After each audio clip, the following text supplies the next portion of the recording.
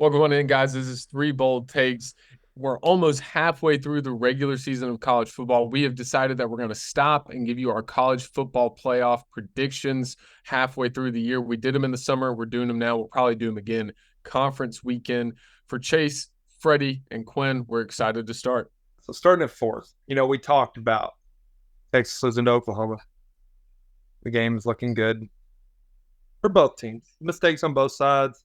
Competitive, close game down to the end. There's a saying that teams don't beat teams twice.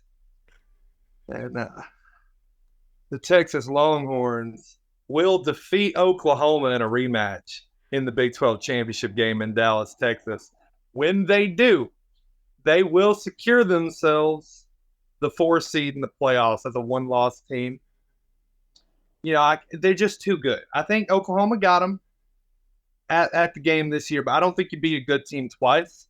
I don't think what's left on their schedule is really going to affect them, and I think it's going to let them slide in over Oklahoma, get into the college football playoff. For me at number 3, this can be controversial. I established that I think the ACC is going to cannibalize itself and take everyone out. My number 3 team, I've got Oregon. Now, I know, say what you want about them. I think defensively, they're the top team in the Pac-12. I think their offense is playing really good under Bo Nix. I think they do lose a game somewhere, but I think they ultimately still win the Pac. That's why I've got them 3. I think they have a more impressive body of work than Texas. Texas will have a good win over Alabama, and they'll have a revenge win over Oklahoma. But I think Oregon will have more impressive victories over more ranked opponents, if that makes sense. Now, I do think if someone beats them, it'll be a good team. At number 2, I think Ohio State had a really great win over Notre Dame. They did. I think out of everyone in the Big Ten right now, they undeniably have had the biggest win of right? And I think any of the 3 teams could end up winning the Big Ten. I really do. Man, what I've seen up in Penn State is some really, really good. I love what they're doing. I'm not getting off Penn State. They've been playing so good. The Ohio State game, I'll say this. They lose to Ohio State, they're going to lose to Ohio State and Michigan. They beat Ohio State.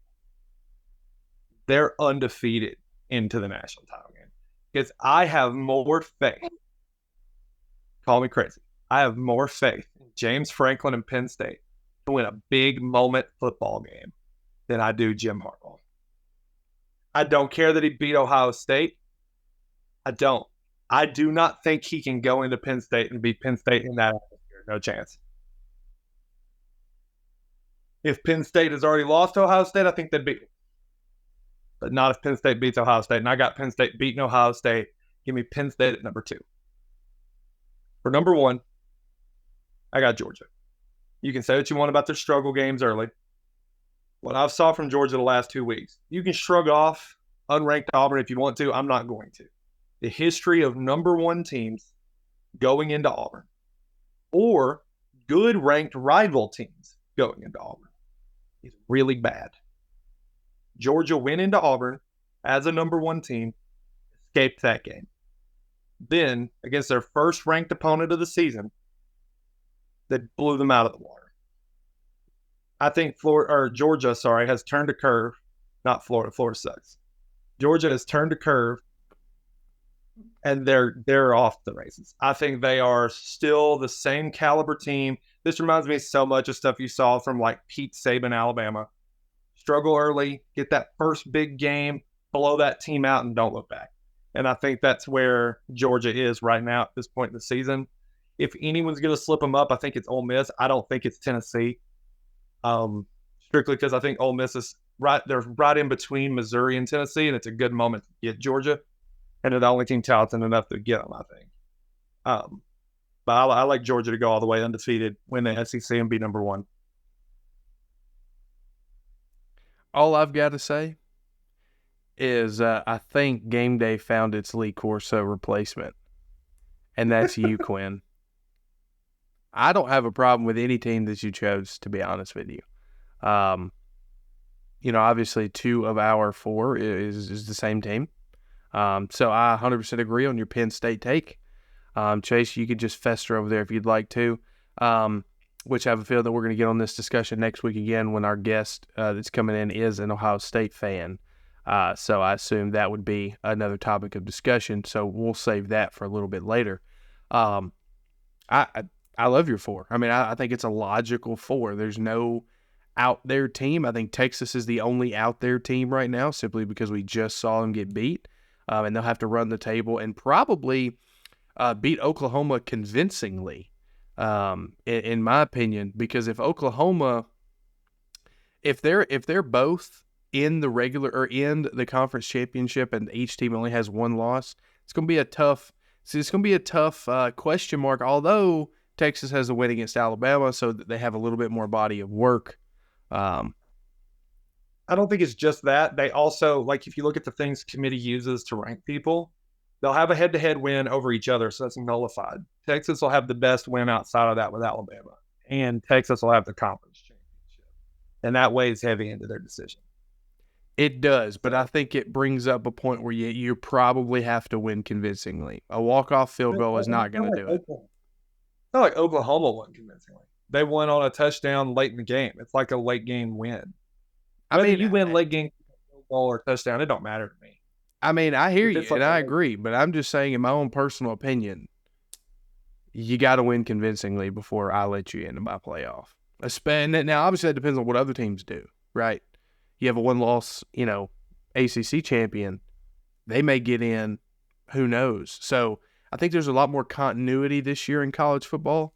It's a lot harder almost halfway through the season, I guess technically halfway through the season, to determine who's going to be in the 4 spot or who has the best chance, right, from each conference. So, Chase, I'll let you go ahead and go. Until you just said my name, I had actually blocked out everything y'all just said because I was just sitting with my thoughts. And just, I just in the previous video, we talked about how I shouldn't fight with Freddie about Penn State because we've already done that one too many times. But dang it, Quinn, I haven't done it with you. And I just don't, I do not understand the love for Penn State and James. Definitely the whole quote of, I don't trust Jim Harbaugh to go in and win a big game. And in the fact, an ironic atmosphere, I can't even. You trust James Franklin to win a big game? Didn't I just come on here a couple weeks ago and give stats about how James Franklin can't win against either of the big 2 teams? Can't win against the big brothers. It's like Penn State is the redheaded stepchild. Like, nobody loves them, and they are not good. And I've watched a little bit of their games this season. The score on the record books looks amazing. Wow, it looks great. But man, did they not struggle in those games till late in the game.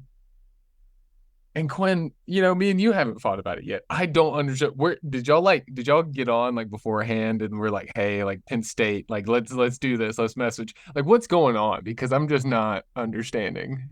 For me, it's so that quote that Lou Holtz made before the Notre Dame Ohio State game, where he was like, Ohio State with Ryan Day don't win in like moments where they're out physical by somebody. Okay. I think State will be by far the most physical team. Maybe Michigan, but Penn State and Michigan both are extremely physical on the line of scrimmage, and I think they're both better physically than Ohio State. And Ohio State's a lot better this year than they've been. But I think that gives the Penn State the edge, and they get an upset over Ohio State. That's just where I'm sitting on that game right now.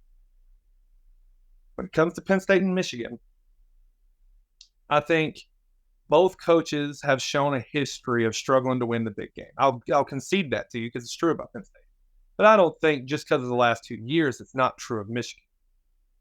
I also think it's a lot easier to win a significant game in your own home stadium than on the road or neutral site. And when you look at Michigan's big wins, I think only one really qualified as an on-the-road, hostile, huge, like mega win. And that was last year beating Ohio State. That's in my opinion. Like, it's big that they beat them the year before, but they got to do it at home. And I think that takes a little bit of the pressure off.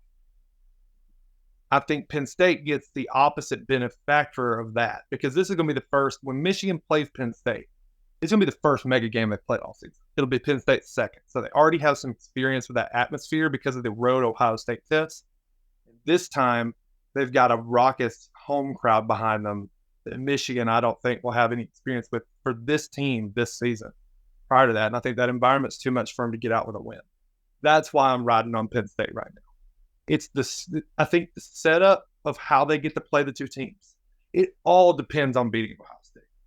I think that they're a lock to beat Michigan because of the situation they'll be in coming into that game if they beat Ohio State. My pick on that completely changes if they lose. And then we can talk Ohio State, Michigan all we want at another time. And I will talk how I feel about that if it becomes important. But right now, I think the hinge of the Big Ten season is Ohio State, Penn State, and I'm leaning Penn State to win. You know, that is a great breakdown. And I will give you your opinion that it is valuable and it does matter. But I can just not agree. I understand the atmosphere part will probably take into effect, and I agree with that part. But I still think that Michigan overcomes no matter what. And I'll just leave it at that, because that was actually a great breakdown. I give you that because I can understand the momentum aspect. College football has a lot of that where you need momentum to win a lot of games. The atmosphere really good. So I give you all that. And I look forward to, trash talking when Penn State does lose both of these games like they do every year. So I'll leave it at that. I'm so excited for the last 6 weeks of the regular season, 7 weeks of the regular season. We got a lot of pride on the line here at Three Bold Takes. So I'm super hyped up about it. Quinn, I've thoroughly enjoyed this discussion. I've thoroughly enjoyed your headgear selection. And I hope you continue with the bits moving forward. We'll see. Thank you guys for watching our college football playoff predictions. Of course, definitely some crazy ones in there and some heated discussions. Make sure to watch those videos, send them to people, talk to us about it, see what you like. Tell us also who you may have in your college football playoff predictions. For Freddie, Chase, and Quinn, we're signing off.